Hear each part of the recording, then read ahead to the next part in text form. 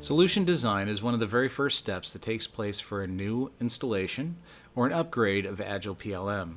Now, solution design is where the system architecture gets finalized based on capacity planning work that's done to make sure that the system is going to meet the user's needs.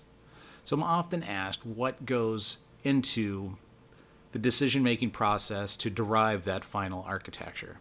Before we get into that, it's important to understand the layers of the Agile application so that we can figure out what layers need to scale to meet those users' needs. So before we talk about capacity planning, it might be worthwhile to understand the four main layers of the Agile application itself. At the very core is an Oracle database with a schema specific to the Agile PLM application loaded.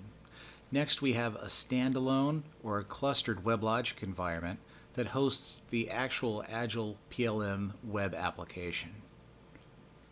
The next layer, we have file management services. These are used to serve and store attachments, and it runs on top of a Tomcat server. And finally, in an optional layer, we have AutoView, which of course is the view server used by Agile PLM. So within each one of those tiers, we have an opportunity to scale the application to meet the needs of the user base.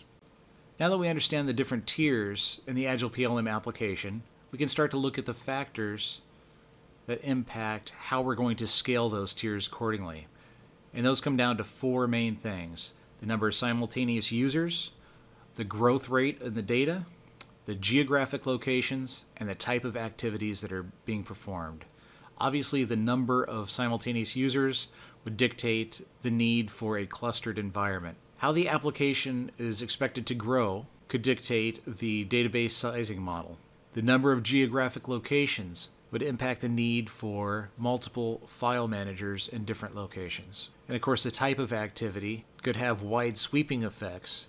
For example, Agile engineering collaboration users might put a different type of load on the system than those just doing item management. So we've looked at the different layers in the application, the type of factors which contribute to how we're going to scale those layers, and these are the types of things that go into a successful solution design.